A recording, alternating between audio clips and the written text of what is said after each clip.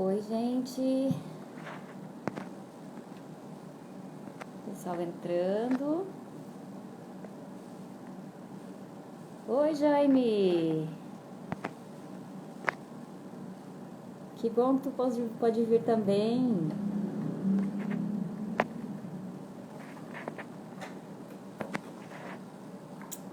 Hoje a gente vai ter assuntos muito interessantes para falar aqui com o Ricardo. Ele é sensacional, assim, foi uma das pessoas que me deu um insight assim maravilhoso para começar meus processos de gestão aqui, sabe?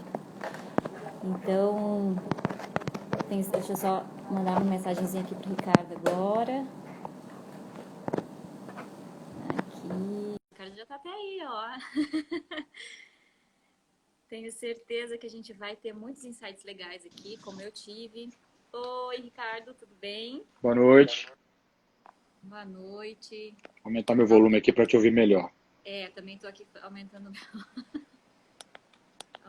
o meu aqui.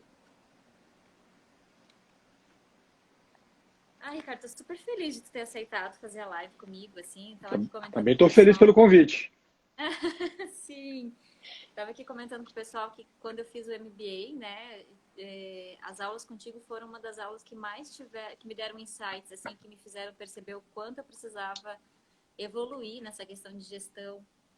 E posso dizer, assim, de boca cheia, que foi assim, um dos módulos que mais me fez avançar, assim, sabe? Obrigado, fico feliz. Feliz em saber. Acho que até a forma, né, como tu sempre tratou esse assunto e trata até hoje, né, no teu Instagram mesmo, assim, é muito bom, né, assim. Outro dia eu tava assistindo uma live tua com o Enio Padilha Uhum.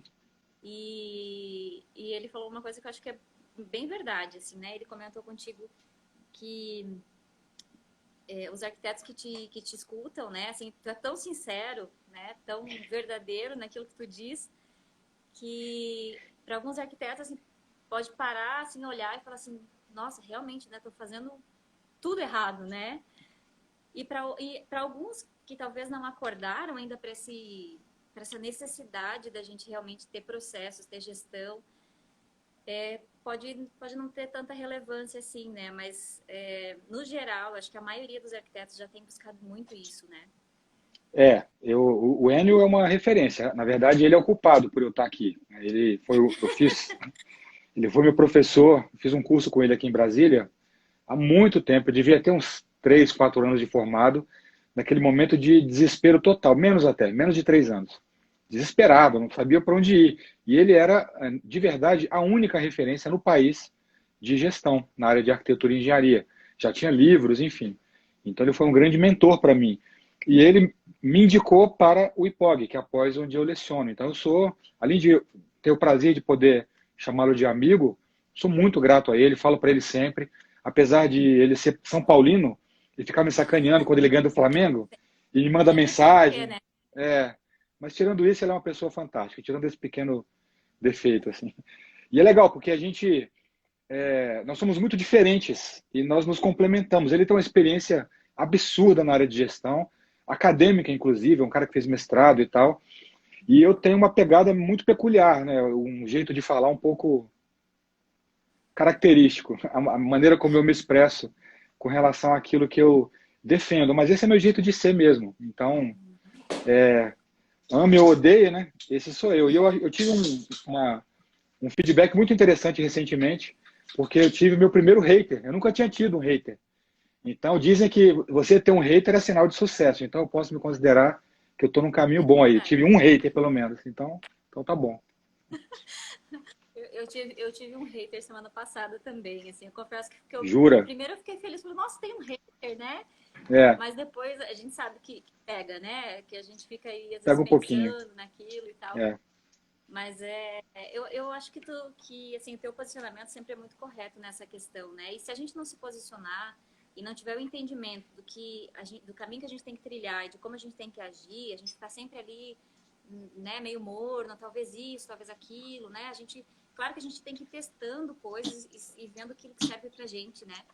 Mas de uma forma geral a gente tem que ter uma postura, né, como profissional e tudo mais. E isso eu percebo em mim, assim, o processo, isso começou já há 3 anos atrás, esse meu processo de busca aí pela gestão, pela melhoria, e o quanto isso me fez crescer como pessoa, inclusive, né? Mas como profissional, sem dúvida, assim. E os clientes acabam percebendo isso, né? Eu tenho tido feedbacks muito interessantes, assim, dos meus clientes que no primeiro momento, né, até da época do MBA, assim, implementar vários processos, vários documentos, isso e aquilo, parecia, assim, um bicho de 7 cabeças, né? Falou, meu Deus, como é que eu vou passar tudo isso pro, né? Tudo tem que assinar isso, tem que assinar aquilo, mas é uma segurança, né, para todo mundo, e a gente vai falar um pouquinho sobre isso também, né, mais à frente. Mas, assim, eu queria comentar aqui de início, embora a gente já tenha começado aí o assunto, porque acaba sendo interessante sempre, né? Que a gente começa a pincelar as coisas e acaba indo além. A provocação do nosso título, né, da live de hoje, né? Se você já tem você já tem sob controle os processos do seu escritório, né? Realmente uma provocação, porque a gente sabe Uhum. que para o arquiteto em si, que é tão técnico, né, como arquiteto em si, que se vê como arquiteto, não vê que tem um negócio nas mãos e que vive de projeto, né? Então, assim, o processo está na cabeça, né? Tá tudo ali no automatismo, do jeito que todo mundo faz. E eu queria que tu começasse falando assim, como que você percebeu lá na tua trajetória lá atrás, o quanto seria importante, né? Tu já comentou um pouquinho ali sobre o N e tudo, mas assim, quando que deu esse start para você, assim, poxa, realmente é importante eu incluir processos no meu escritório, desde quando meu cliente chega até quando ele sai com o projeto na mão. Enfim, fala um pouquinho disso para nós. Eu percebi quando eu fali pela segunda vez, porque pela primeira vez eu achava que eu tinha falido porque eu não tinha muito cliente. Na verdade, era por isso mesmo. Nem deu tempo de perceber que era por causa de falta de processos. Eu tinha 3 anos, né, de escritório quando a gente fechou pela primeira vez. E realmente é porque não tinha cliente. E aí não adianta ter processo e não ter cliente também. Na segunda vez, não, eu tinha muito cliente. E eu quebrei, porque eu tinha muito cliente, mas eu não conseguia dar vazão à produção. E aí eu percebi que não bastava ser um bom arquiteto. Hoje em dia, né, vários anos depois, eu percebo, eu tenho umas sacadas meio chocantes, porque eu percebo o seguinte: quem tem uma empresa de arquitetura consegue ter sucesso mesmo que não saiba projetar. Mas ela não consegue ter sucesso se ela não souber gerenciar. Porque o bom gestor, ele pode contratar projetistas e compor uma equipe para complementar aquele conhecimento que eventualmente lhe falta. Mas o conhecimento de gestão é o que faz você se transformar de um profissional, projetista, para um dono de uma empresa, para um dono de um negócio. E não é simples, porque muitas vezes nós nos vemos em conflito entre a pessoa que toca um negócio e a pessoa que quer ficar projetando. Se eu pudesse, eu projetava o dia inteiro. Não ficar mexendo no computador, que eu estou com preguiça, mas eu gosto de desenhar, criar, projetar. Eu gosto disso. Mas a nossa vida não é só fazer projeto. A gente se forma para ser projetista, não se forma para ser empresário, para ser dono de negócio. Aí você é jogado no mercado, na louca, começa a aparecer cliente e você vai daquele jeito, né? Ah, eu vou precificar por metro quadrado, por qualquer outro método mirabolante, chego num preço aí, o cliente me paga, eu faço, aí aparece outro cliente, vou fazendo, e você não percebe que você está sendo um profissional de projeto, mas um amador de gestão. E isso, às vezes, limita o teu crescimento ou impede, inclusive, que você consiga se manter dignamente através do seu trabalho. Quando eu comecei a perceber que problemas de gestão atrapalham o projetista, e eu percebi que mais pessoas passam por isso, eu decidi estudar para compartilhar aquilo que eu, porventura, viesse a aprender. E aí eu acabei me tornando professor nessa área. Tinha tão pouco conhecimento nessa área que eu decidi aprender e criar o meu, para poder aplicar e o que der certo, compartilhar com os outros. Hoje eu adoro gerenciar, mais do que projetar, inclusive, porque você vê os resultados aparecendo. E com isso, você acaba tendo mais tempo para fazer projeto, tendo mais tempo para poder fazer aquilo que você de fato ama. E é verdade, isso que tu comentou agora, eu sinto isso também, assim, acaba sendo viciante, né? Porque, assim, eu sempre fui uma pessoa relativamente organizada, né? Sempre gostei de agenda e marcar isso, marcar aquilo. Mas o processo de gestão realmente do escritório, a partir do momento quando eu tive muito cliente ao mesmo tempo, assim, e uma equipe maior trabalhando comigo, foi, assim, um momento que foi um divisor de águas, né? Assim, Eu sabia o que eu sabia não era suficiente para conseguir controlar tudo, né? Eu não estava nem tendo vida direito, assim. E aí foi quando eu fui para o MBA de gestão e tudo mais. E todo o conhecimento que me trouxe me ajudou muito, né? É claro que não é de uma vez que você pega aquele conhecimento e você consegue sair aplicando tudo, né? Você vai, aos poucos, você vai implementando, né? E acaba sendo viciante mesmo, assim. Hoje eu adoro fazer isso, assim, né? A gente estava trocando figurinhas esses dias aí sobre os programas de gerenciamento de projetos, né? Tu usa Sim. um, tu usa o outro, enfim. E eu hoje, para tudo, assim, eu não consigo visualizar nada sem o Trello ou sem o Asana, por exemplo, né? Qualquer coisa que eu tenho que gerenciar ou cuidar, eu lanço lá da forma como eu acho que tem que ser visualmente o que eu preciso controlar. E é muito interessante isso, assim, realmente faz toda a diferença. E o começo, né, contrato, isso já há tempos atrás, né, realmente muitos arquitetos não fazem contrato, né, por receio, porque acha burocrático, porque não querem ler o contrato junto com o cliente, ou porque acho que se apresentar muitos documentos o cliente não vai querer fechar o projeto, enfim, né.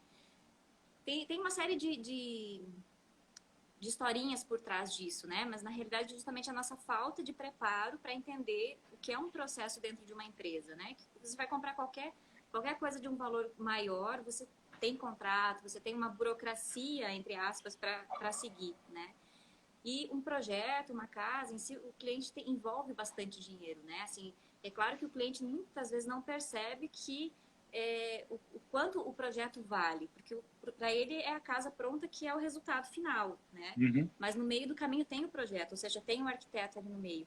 E se a gente passa segurança para o cliente, através de um contrato bem feito, né, de uma proposta bem elaborada, de uma boa conversa, explicando como é que é o processo de projeto, os prazos, como isso tem que acontecer e tudo mais, essa transparência toda traz muito mais segurança, né, para o cliente. Chega a ser engraçado a pessoa ter medo de ser profissional. Verdade. Eu sempre falo para os meus alunos que tem esse receio, professor, mas se a gente fizer um contrato muito certinho, o cliente vai se assustar. Aí eu digo, ele só vai se assustar se ele for picareta, porque se ele for honesto, ele vai gostar. Ninguém é contra aquilo que é certo, a menos que seja uma pessoa que não goste do que é certo. Então, na verdade, oferecer um bom contrato é um dever do profissional, mas é um direito também, porque um contrato ele existe para preservar os direitos das partes e não só de um deles. É algo bom para o cliente e bom para o profissional. É algo inerente a qualquer relação comercial. E aí eu sempre digo, se coloque no lugar do consumidor. Imagine você comprando um carro ou contratando um marceneiro ou uma empresa que vai fazer a reforma da sua casa. E aí a pessoa vai dizer, olha só, a gente não tem contrato não, mas você pode confiar em mim porque vai dar tudo certo. A gente vai dizer, não, cara, eu quero um contrato. Eu quero me resguardar juridicamente, porque eu estou te dando uma grana bacana aqui. Então eu preciso ter a garantia legal de que você vai cumprir a sua parte, porque eu vou cumprir a minha. Nada mais é do que isso. E aí o que eu oriento para as pessoas é não cogitar a possibilidade de isso ser questionado. É algo tão natural. É como você dizer assim, eu tenho vergonha de usar o cinto de segurança na minha cidade, porque a minha cidade é pequena e ninguém usa. Vai parecer que eu sou jeca. Eu já ouvi isso. Na minha cidade, Natal, na época, quando começou a exigência de cinto de segurança, eu moro aqui em Brasília, aí eu fui para minha cidade natal, onde os meus pais ainda moravam, e eu botei o cinto. Aí o meu amigo falou, pô, por que você está botando o cinto? Não, cara, porque tem que usar o cinto. Não, aqui não tem isso não. Vai ficar parecendo que você é jeca. Não, vai ficar parecendo que eu não quero morrer. Na verdade, então uma coisa tão óbvia, né? Então o contrato é isso. O contrato é o nosso cinto de segurança. Eu não vou entrar num carro e tirar o cinto e sair como um louco. Eu posso morrer. Um contrato, um negócio sem contrato é um negócio já fadado ao fracasso. É verdade. E projeto em si é uma coisa tão intangível para o cliente, né? Porque ele não sabe o que ele está contratando de verdade. Ele não tem noção. Ele sai do escritório com um bolo de papel na mão, né? Digamos assim. Claro, tá ali todo um planejamento para fazer a construção da casa, mas até ele ter essa visão do que é, o contrato realmente respalda ele também, né? Daquilo que a gente vai entregar para ele. Por isso tem que ser realmente um processo bem claro, né? É. E, e assim, Ricardo, dentre todos os processos do escritório, né, por exemplo, quais são os que você considera mais importantes, assim, e que você vê muito arquiteto falhando nisso, e que você entende, assim, que seja realmente necessário que todos tenham esse entendimento do que realmente precisa. Se eu pudesse escolher uma coisa, como a mais importante de todas na leitura desses processos de trabalho, é o entendimento do ciclo do serviço, que se inicia no contato inicial e termina na conclusão da obra. E ter esse ciclo mapeado. Por quê? Eu só vou conseguir, numa primeira reunião, mostrar para o cliente o valor do meu trabalho se eu conseguir materializar para ele aquilo que é intangível, aquilo que ele não sabe que eu faço. Como você comentou, as pessoas não têm a real dimensão do que faz um arquiteto, um engenheiro, um designer de interiores. Eu preciso, antes de vender o meu projeto, eu preciso vender a minha profissão. Eu tenho que vender, mostrar para ele que é importante ele me contratar, ele contar comigo nesse processo. E se eu não sei isso, se eu não entendo isso de maneira concreta, se eu não tenho isso mapeado, acaba ficando muito complicado. Então, ao mapear todo o ciclo de serviços, entender todos os passos, todas as etapas, eu consigo entender o meu escopo de projeto. Sem um bom escopo, eu não faço uma boa proposta. Sem uma boa proposta, eu não tenho cliente. Sem cliente, eu não tenho contrato. Sem contrato, eu não tenho projeto. Sem projeto, eu não tenho escritório. Então, o básico é você entender, dominar o escopo do seu trabalho, porque é isso que vai tangibilizar o valor do seu trabalho para o seu cliente. E é algo muito, muito pouco valorizado. Eu fui do CAL nas duas primeiras gestões. Eu era coordenador da comissão de exercício profissional. Eu vou voltar agora em 2021, porque a minha chapa foi eleita aqui em Brasília. E quando eu era coordenador da comissão de exercício, havia várias denúncias, porque eu era da comissão de ética também, com relação ao descumprimento de contrato. Denúncias de clientes contra arquitetos no conselho. E aí nós pegávamos os contratos, dava pena, porque a imensa maioria não é de profissionais desonestos, é de profissionais despreparados. Era um contrato tão ruim, tão vago, tão superficial, que não tinha como dar certo. E aí o profissional, na hora de montar uma proposta, colocava assim, elaboração de projeto de arquitetura de interiores para um apartamento localizado em tal lugar. Ponto. Prazo, preço e só. Sem dizer o que é o projeto, qual é o escopo do trabalho, quais são os produtos, quais são os entregáveis de cada etapa, o que será entregue, em que formato, quantas pranchas, etc, etc. Se a pessoa nem sabe isso para orçar o seu projeto, provavelmente ela já orçou errado, o preço dela já está furado.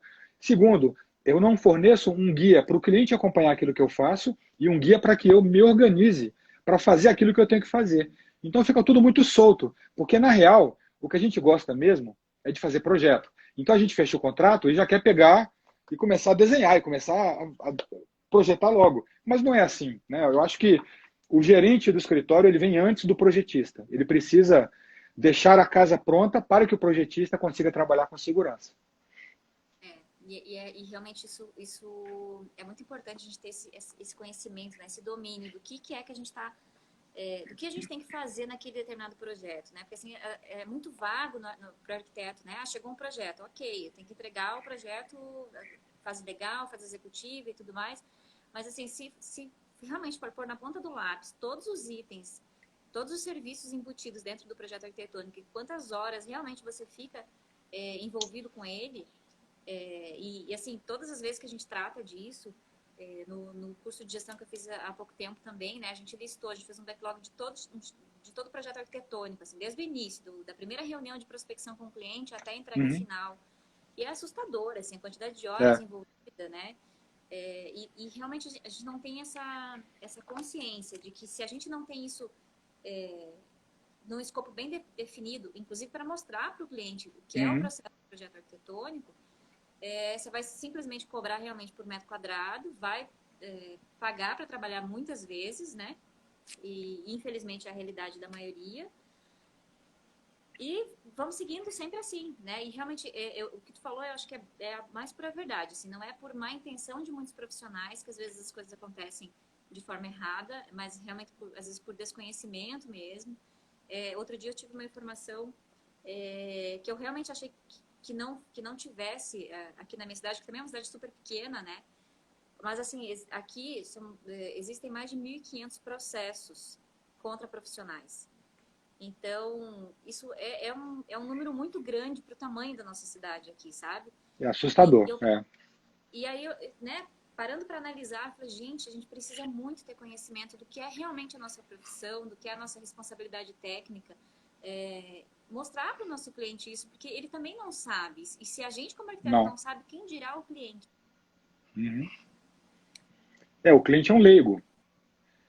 E ele precisa, é um dever ético do profissional orientar o cliente acerca das nossas responsabilidades, aquilo que nós temos condições de nos responsabilizar e aquilo que nós não podemos nos responsabilizar.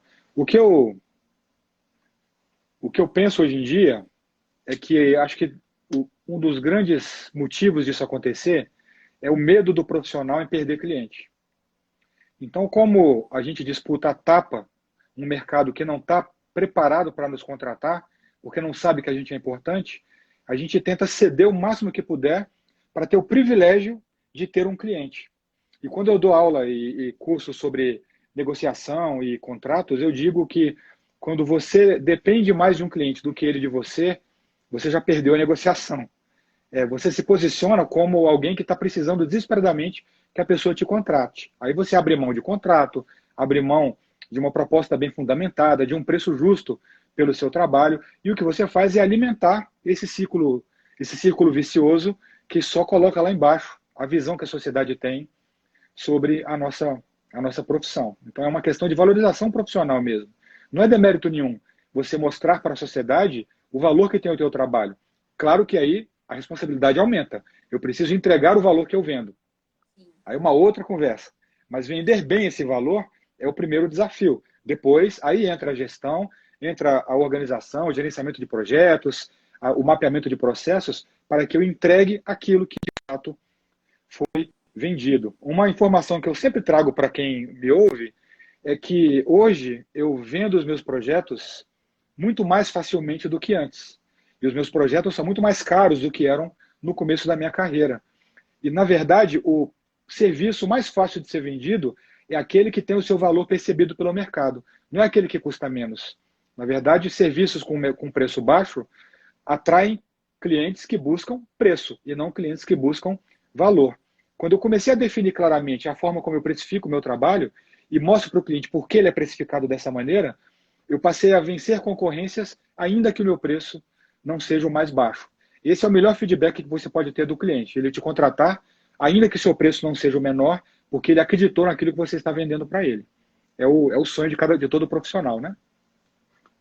Isso mesmo. E é só parando, né? Eu sempre falo assim, arquiteto não gosta de parar o escritório, né? Não gosta na visão de estar perdendo um dia parando ali e analisando todos os projetos que tem, todos os clientes que tem, parando para analisar realmente o que eu tenho que fazer num projeto arquitetônico, o que eu tenho que fazer num projeto de interiores, o que eu vou fazer naquela obra, enfim, listar tudo que precisa ser feito para entender o serviço que está sendo prestado, porque, como tu bem falou, né, na verdade, a qualidade do nosso trabalho, ela todo mundo que contrata, independente do preço, ele espera que você faça um bom trabalho, né? Mas assim, o que além disso você vai entregar, que valor o cliente vai perceber a mais no teu processo de trabalho, é isso que vai realmente considerar.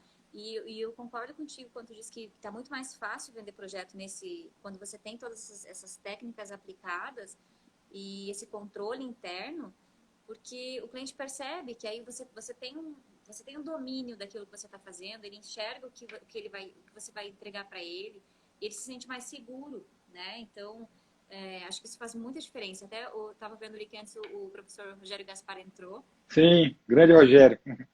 e hoje nós estávamos tendo pós com ele, né? E até comentei com ele porque ele faz muita obra, né, de varejo, Sim. entrega rápida de obra, né, um comprometimento espetacular, assim, uma gestão incrível, né, nessa parte. E eu Uhum. até comentei com ele, né, que bom seria se enquanto gestores de obras, por exemplo, né, quando a gente vai executar uma obra, se nosso mercado de obras residenciais fosse tão sério e tão comprometido com aquilo que está fazendo, né? Porque também está no automático, né?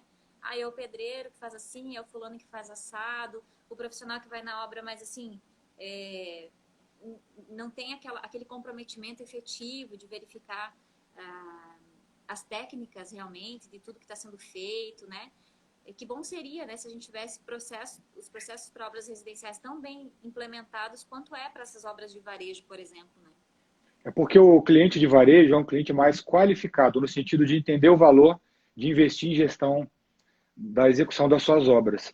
Pelo simples fato de que a margem para o erro é muito menor. Como são obras de tiro curto, ela tem que ser muito bem planejada. E como a gente está construindo algo que é a fonte de renda do nosso cliente, algo de onde ele vai tirar o dinheiro, ele quer inaugurar o quanto antes, da melhor maneira possível, para que ele consiga, de fato, ter sucesso no seu empreendimento. Infelizmente, o cliente residencial, ele não tem ainda essa visão. Ele ainda enxerga o gasto com um bom gestor de obras, com um bom projeto, como uma perda de grana, ou, melhor dizendo, economizar em projeto seria um bom negócio. Defina economizar, né? Economizar, para mim, é você gastar menos em obra. Para isso, contratar um bom profissional, fazer um bom projeto, fazer um bom planejamento, para que a obra saia dentro do planejado. É a visão que o varejo tem da obra enquanto produto. Então, eu planejo a fabricação, a produção do produto obra. A casa, até por ser uma obra mais longa, isso se dilui com o tempo, essa visão. Então, a gente tem essa falsa imagem de que eu deixo a vida me levar, né? É o método Zeca Pagodinho de execução de obra. Vai fazendo, vamos fazendo, uma hora fica pronto. E aí, é tão louco isso que o atraso e o estouro do orçamento é algo já consolidado. A pessoa que vai fazer obra, ela não exige do executor que o orçamento seja cumprido. Ela exige que ele não estoure muito. Então é algo que já está meio assimilado. Isso é muito complicado, muito complicado. E a pessoa já vem, não, eu sei que eu já vou ter problema, né? Eu já sei que eu vou É, gastar mais do que eu estou esperando.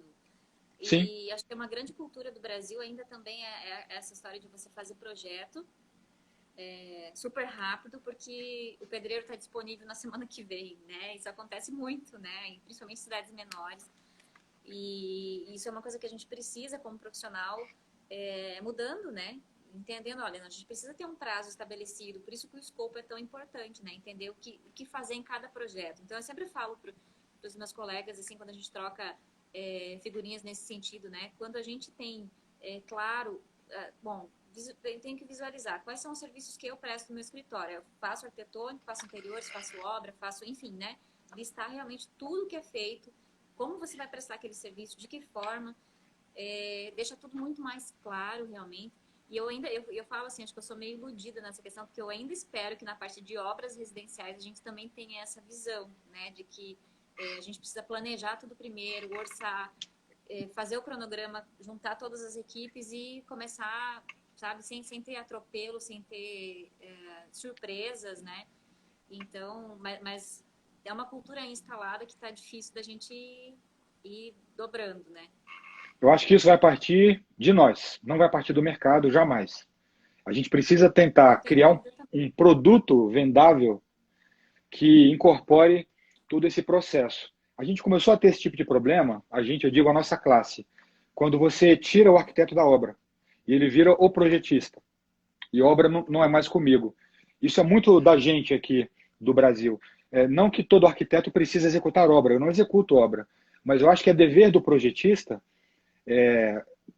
dever não, mas isso pode fazer parte do escopo do projetista, esse acompanhamento mais pormenorizado da fase de execução. Porque se você for imaginar, e o que o cliente precisa enxergar, é que o projeto que ele está contratando, o termo projeto, é um esforço temporário para você chegar a um resultado, a um produto que é único. Na verdade, isso é muito. Lá nos Estados Unidos é muito claro. Quando eles falam o projeto de uma casa, ele está falando o período entre a intenção de construir até a casa estar pronta. Isso eles chamam de projeto. E E o pronto que de nós verdade. chamamos e o que nós chamamos de projeto aqui, lá eles chamam de architectural design, é o design arquitetônico. É uma fase do projeto. Porque aqui a gente fala projeto é o nosso serviço e projeto é o que a gente entrega. Mas projeto mesmo é a casa construída.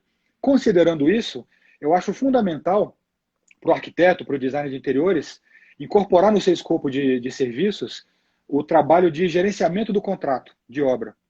pode ser um extra, pode ser um item adicional, um aditivo, não precisa ser algo incluído obrigatoriamente no escopo, mas algo que deve estar presente no portfólio de serviços do escritório, o que lá fora é obrigatório praticamente. Então, como é que funciona? Ele me contrata para fazer o projeto, eu faço o projeto, mas eu recebo também um valor para gerenciar o contrato da obra. Eu não vou executar a obra, mas o cliente vai me utilizar para auxiliá-lo na seleção da empresa, né, nos empreiteiros para executar a obra, no acompanhamento do cumprimento desse contrato e, obviamente, no esclarecimento de dúvidas nessa obra. Então, lá, o arquiteto ele vai à obra uma vez por semana, ele faz uma vistoria, verifica se o que está executado está de acordo com o que foi projetado e com o que está no contrato de obra. E ele faz esse meio de campo entre cliente e executor. Para você ter uma ideia, até os pagamentos feitos às empresas de execução, elas passam pela validação do arquiteto, como se fosse um fiscal de contrato, como tem nos órgãos públicos. Isso começa a trazer muito valor para o trabalho do profissional de projeto, além da criação do espaço. Porque nada mais satisfatório do que você garantir que aquilo que foi criado por você seja executado a contento. E nada mais justo do que ganhar por isso. Então acaba sendo um item a mais para oferecer para o mercado. É verdade. E esse olhar do arquiteto na obra faz toda a diferença realmente, né? Não que acontece muito de engenheiros acompanharem a obra, né? Mas é sempre com aquele olhar mais para a parte estrutural mesmo. E o arquiteto, por ter concebido todo o projeto, tem uma série de outras nuances ali, a hora que chega para visitar a obra, né? Não gosto nem do termo visitar a obra, né? Mas, enfim, de ir à obra para conferir, para ser os olhos ali do cliente na obra, eu acho que faz toda a diferença realmente. Porque é um olhar muito mais amplo para a obra em si. Sim, olha que frase legal que o Rogério colocou aí. Quem fala em planejar, está planejando. Rogério Tá planejando. Olha, minha mãe entrou E na é minha live, hein? fantástica, né? Mãe, beijo. A minha mãe, eu sempre que eu vou entrar em live, eu digo, mãe, entra na live para você fazer número, né? E para me elogiar, bater palmas. Então, minha mãe sempre entra nas minhas lives. É isso mesmo, tá certo, né? É muito importante a participação das mães e elas adoram, né? Exatamente. Gostam muito. Ricardo, eu queria assim, ó, que tu fizesse eu sei que a gente já falou também disso, mas assim, que tu fizesse mais um resumão agora para nós, até para que a gente não se estenda demais também, mas assim, sobre o que você, por exemplo, assim, quando o cliente chega no escritório, por exemplo, como é o teu passo a passo, poderia ser, né, no teu escritório. O cliente chega no escritório, como ele qual é o processo por que processo de entendimento ele passa para entender o projeto que você vai entregar, o teu valor, enfim, e assim, o teu processo de gestão de projetos dentro do escritório, como é que tu coordena vários projetos ao mesmo tempo e Uhum. até esse cliente chegar com ele na mão. Hoje, nossos processos estão definidos da seguinte forma. O cliente entra em contato comigo, de alguma maneira, via Instagram, via WhatsApp, enfim, sinal de fumaça, qualquer coisa. A primeira coisa que eu faço a gente está terminando o nosso site agora também para ter um espaço onde ele vai entrar no site, vai dizer, olha, eu preciso disso, disso, e eu vou receber o e-mail e a gente marca uma reunião. O fato é que após esse primeiro contato, eu faço um briefingzinho muito, muito sucinto para saber do que se trata e já a reunião, que sempre é presencial. E quando eu digo presencial em tempos de pandemia, eu estou falando via Zoom, via Google Meets, né? É um presencial virtual, mas a gente olhando assim, conversando. É o olho no olho, né? Isso. E aí nós temos esse primeiro contato, onde o cliente fala tudo que ele precisa. Eu preciso disso, eu queria aquilo. Fala, deixa falar à vontade. E eu estou anotando. Após esse momento, eu faço uma apresentação formal do nosso escritório, explico como a gente trabalha, explico os nossos processos e mando para ele um guia. É como se fosse um manual para o cliente aprender a trabalhar comigo. Então, todo cliente, todo candidato a meu cliente recebe esse manual para ele aprender a trabalhar comigo.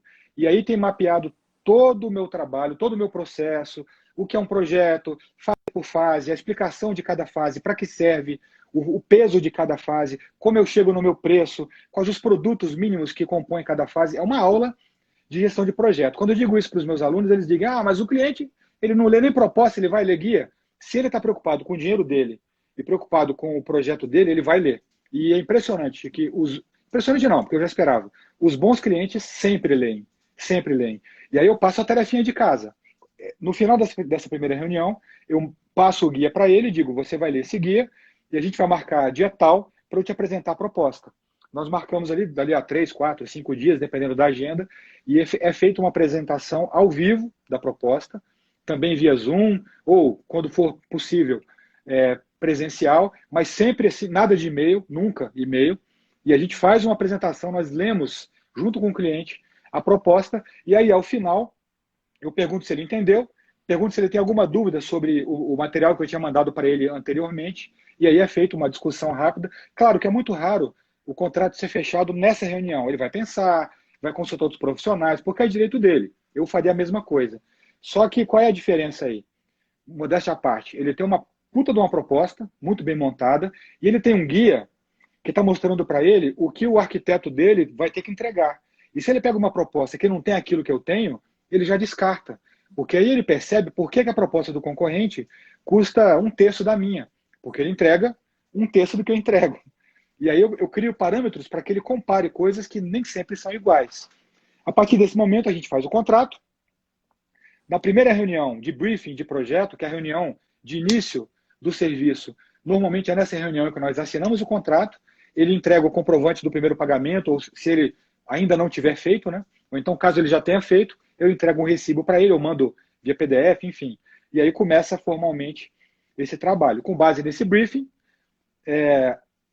eu pego todas as informações mais detalhadas que ele precisa me passar para começar o projeto, e aí o marco inicial do projeto no nosso escritório é a redação de um documento chamado Termo de Abertura de Projeto, que eu não abro mão de fazer, que é um resumão das principais diretrizes que o projeto vai ter. Isso é compartilhado com a minha pequena equipe, nós somos 3 pessoas, eu, minha sócia e a nossa estagiária, e aí entram os processos administrativos, que é montar o quadro do Trello, do cliente, que eu já tenho um template, né? Então eu crio o quadro do Trello, abro a pasta do cliente no OneDrive, crio a pasta do cliente no Pinterest, e aí a gente marca, né, os processos seguintes de acordo com o planejamento das fases. E uma novidade que a gente implementou nos últimos meses, aproveitando esse momento de, não tranquilidade, mas de menos loucura por causa da pandemia, a gente está implantando de fato no escritório isso aqui, ó, o Scrum.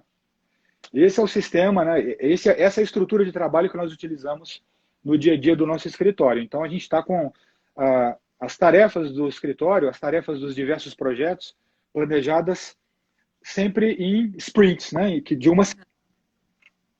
Eu até na semana passada eu também adquiri pela MindMaster a formação em Scrum também. Vou fazer porque realmente é um processo muito dinâmico, né? Para a gente conseguir gerenciar todos os projetos. Faz toda a diferença mesmo. Ainda mais nessa questão, né, da gestão ágil, Trello, Asana, enfim, todas essas plataformas que nos ajudam tanto, né?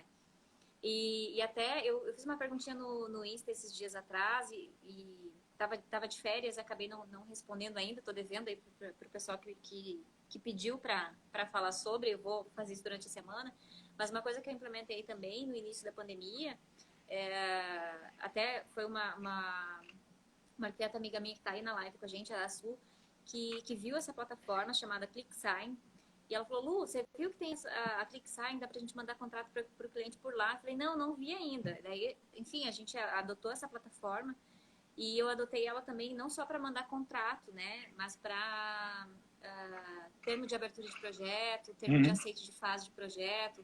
Então, assim, nossa, facilitou muito, né? Porque antes, assim, eu deixava tudo impresso para o cliente assinar, aí fica, para a próxima reunião ele assina. Aí, de repente, numa reunião com a conversa e toda, ficou sem assinar, né? Então, com essa plataforma ficou tudo muito mais fácil, né? E desburocratizou bastante coisa, assim. Achei muito Olha bom. só, o cara que me apresentou esse livro acabou de entrar aí, ó, Carlos Maciel. Lembra, Carlos? Tá aqui, ó. Ele falou, velho, estuda isso aí que vai ser uma virada de chave para você. Aí eu comprei o livro e estou aplicando graças ao professor Carlos Maciel, que me deu essa dica. E é curioso que, como você, ao trabalhar com métodos ágeis, você aproxima o teu olhar de gerenciamento. Você faz algo que eu não fazia antes de usar isso, que é o microgerenciamento, no bom sentido. Porque uma coisa que eu aprendi no outro livro muito bacana que é a arte de fazer acontecer, é que você não executa projeto, você executa tarefa. Então eu preciso, antes de mais nada, saber gerenciar. Verdade. E isso o Scrum me oferece, quando eu defino o ciclo, né, de uma semana, a partir das quais as tarefas serão planejadas. Isso me permite ter um controle maior do tempo necessário para fazer cada tarefa. Então você planeja de baixo para cima. Você parte de um planejamento geral, que é aquela famosa estrutura analítica de projeto, as fases, e depois você, à medida que a fase vai acontecendo, você vai planejando de forma mais minuciosa, fase a fase. Isso me fez precificar melhor, porque eu consigo ter um controle melhor das horas estimadas para fazer cada tarefa. Então, a minha precificação está muito mais certinha por causa disso. Estou pedindo o nome do livro aqui. Ó. Isso. Fala aí o nome do livro completo. Scrum, a arte de fazer o dobro do trabalho na metade do tempo, do Jeff Sutherland. Eu acabei de fazer um workshop terça e quinta passada sobre Scrum e Trello, foi bem legal. E já tem lista de espera para dezembro. Né? A gente tem uma... Vou aproveitar para fazer meu merchan, se você me permite. Por favor. Agora, em dezembro, dias 14 e 15, a gente tem um workshop de precificação de projetos, gestão financeira, que é o tema do meu livro, que está quase pronto, deve sair, quero que saia esse ano ainda, de gestão financeira e precificação. Então, 14 e 15 vai ter esse workshop. Mais na minha lista agora. Pois é. Peguei E tal... agora do Rogério. Gloria é fantástico. Sequência. E talvez a gente consiga encaixar ainda em dezembro também a turma 2 desse gerenciamento ágil de projetos, que é um tema que eu estou fascinado. Estou lendo tudo sobre isso, estudando o que eu posso. Não, eu imagino, porque é a mesma sensação que eu tenho, assim, e até por isso que eu também me lancei nesse compartilhamento de conhecimentos, né, com os colegas daqui, e também no final do mês a gente vai fazer o lançamento online o lançamento do curso online de gestão para escritórios, focado nessa questão de organização realmente do escritório, que para mim fez muita diferença mesmo. E eu acho que quanto mais a gente compartilhar isso e ensinar para as pessoas, não que eu acho que ainda estou muito longe ainda de saber tudo, né? Acho que é um eterno aprendizado, né? Mas quanto mais a gente se mergulha nesse mundo, mais a gente quer conhecer, fazer, implementar, porque realmente é fascinante. E o mais legal é que, eu não sei se você tem essa impressão, eu pelo menos, eu não sei se é a minha bolha, mas eu estou cercado de muita gente boa, que faz o que eu faço. E diferentemente de outras áreas, onde há uma concorrência meio estranha, nós, da nossa área de gestão de escritórios, a gente não se importa de promover colegas. Então, Não. eu tenho curso de gestão, você tem, o Enio tem, o Paulo Mesomo tem, profissionais muito bons que oferecem produtos de qualidade, e a gente não se importa de levantar todo mundo, porque quanto mais gente compartilhando conhecimento, mais evoluída e mais bem vista pela sociedade a nossa classe vai ser. E tem mercado para todo mundo, isso é o que é o mais importante. A gente se ajuda, né? A gente sempre atuando de forma colaborativa. E é nisso que eu acredito também, Ricardo, assim, quanto mais a gente espalhar conhecimento, né, e as melhores formas de trabalhar, não que eu tenha a verdade absoluta, você tem a gente vai sempre testando e aprimorando mais, aprendendo coisas novas, né? O Scrum tá aí para trazer muito mais conhecimento aí pra gente. Mais o nosso meio realmente vai melhorar. E acho que nisso a gente volta naquilo que tu falou lá no começo, né? Não é por maldade que as pessoas às vezes têm um preço muito abaixo do mercado, mas às vezes é realmente por despreparo, por não saber realmente o valor do trabalho que ela realiza e muito menos por saber o quanto que precisa, o quanto tempo te leva para fazer um projeto, todo o conhecimento embarcado que tem ali. O pessoal tá falando ali, Ricardo, sobre o teu curso, Projeto Fora da Caixa, eu acho que é um curso, né, que tu tem. O Gestão Fora da Caixa, a gente, até por causa dessas coisas todas que a gente estudou, eu, Júlia, Tarcísio, a gente regravou todo o curso. Então nós íamos lançar a turma em outubro e nós adiamos agora para comecinho de dezembro para poder lançar uma versão totalmente repaginada. Então os métodos ágeis não estavam incluídos.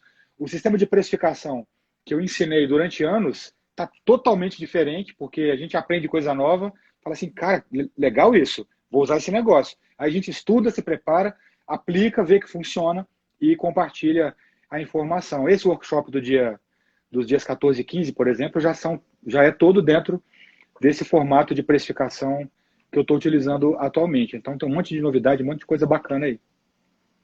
Que bom. E acho que esse é o nosso caminho, né, Ricardo? A gente compartilhar e trazer todo mundo para a mesma vibe, né? Vamos pensar assim.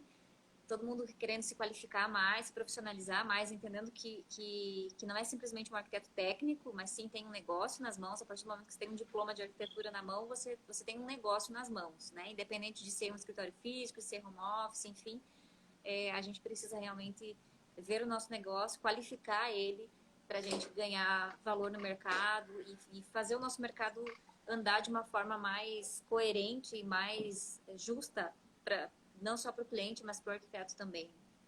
Sem dúvida. Como diz não sei que professor meu que falou isso, mas o que não é medido não é gerenciado, né? Então esse trabalho de entender os nossos processos, mapear o nosso trabalho, enxergar onde tem que melhorar, o que está bom, é aquela coisa, o que o próprio Scrum ensina. O que está bom, a gente registra e vira um processo. O que está ruim, a gente volta, revê o processo e tenta melhorar. Aquela história da melhoria contínua, para sempre se tornar um profissional cada vez melhor. E você que está assistindo a nossa live, não se iluda. Eu atraso o projeto, muito também. A diferença é que hoje eu sei porque eu atraso. Porque não existe profissional perfeito, tá? Não existe empresa reloginho. Mas o que não pode acontecer é a omissão. Você não pode pecar por omissão. Faz parte da dinâmica de uma empresa o erro, e na verdade o erro é o nosso grande aprendizado. A questão é a gente ser resiliente ao erro, mas também assimilá-lo da forma adequada e sempre com transparência para o nosso cliente, para mostrar que a gente é humano, que a gente está aqui para aprender também, mas no fim das contas o nosso grande compromisso sempre é com o resultado do nosso trabalho.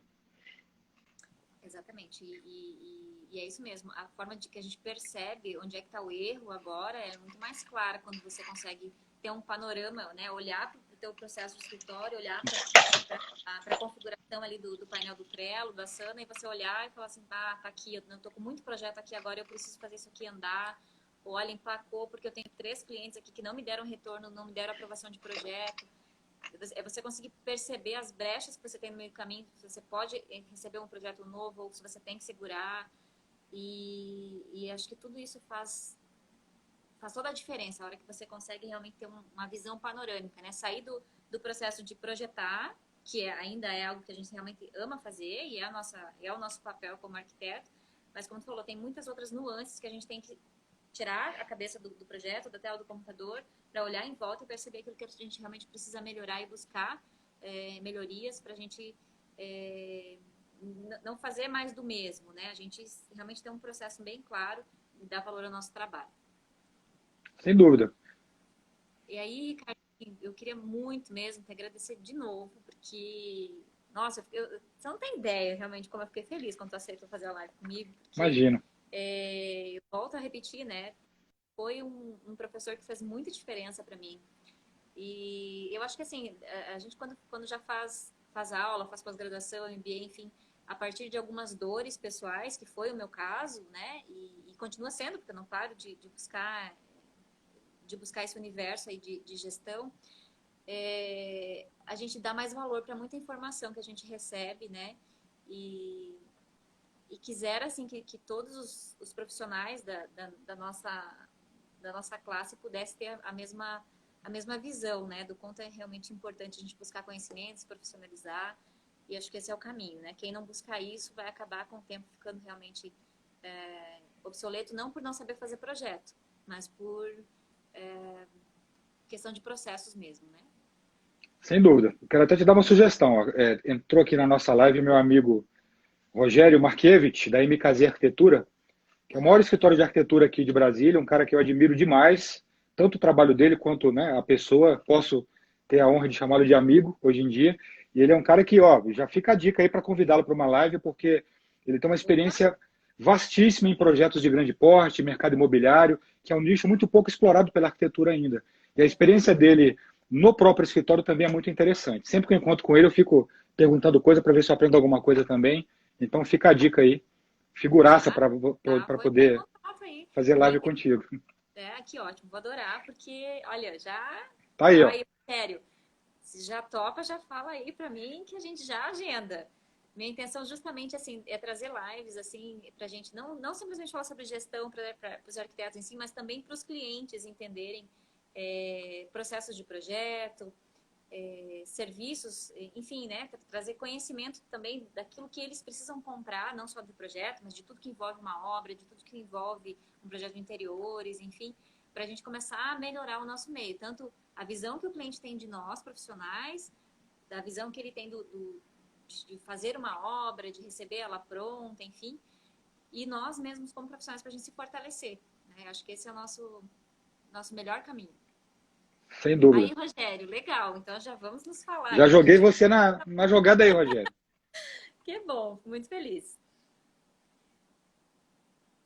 Ricardo, suas últimas palavras aí, gostaria Bom, de... agradecer, antes de mais nada, hoje eu me vejo muito mais como, eu sou antes professor e depois arquiteto. Eu sou as duas coisas. E como um bom professor, sempre que tem alguém disposto a me ouvir, é um prazer muito grande, porque eu sempre digo que o conhecimento só tem valor quando ele é compartilhado.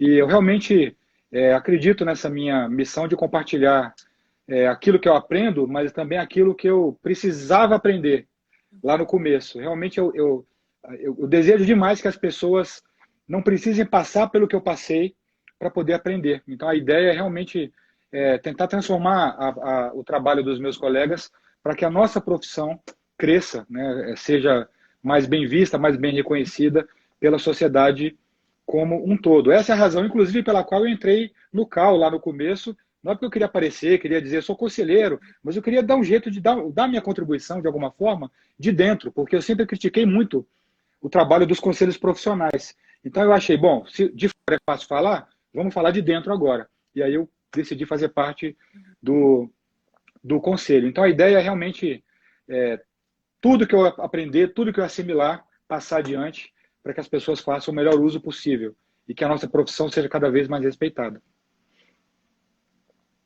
Que bom, é isso que eu também espero, Ricardo. E obrigada mais uma vez, agradeço a todos também que participaram da live com a gente. A primeira live aí sobre gestão e muitas outras virão. Ciro, eu sei que está aí também, que eu já vi. Nossa próxima live na quinta-feira, falando sobre a experiência do cliente frente aos processos de serviço dos escritórios, que é de Goiânia, da Enredo Branding, uma super empresa que eu tenho assim admiração total. E também quero falar para o pessoal aqui, seguir, né? Quem não segue no Ricardo, que eu acho difícil, né? Eu acho que todos os arquitetos seguem no Ricardo, né? Impossível não, Imagino. né? Tem muita informação realmente pra gente. E até a nossa próxima aí, Ricardo. Vamos pensar Até. mais uma. Conte comigo. Agora eu espero você lá no meu perfil, para a gente fazer uma live. Opa, com o maior prazer. Um abraço. Então, Obrigado pelo convite. até mais. Boa noite, gente. Boa noite. Tchau, tchau.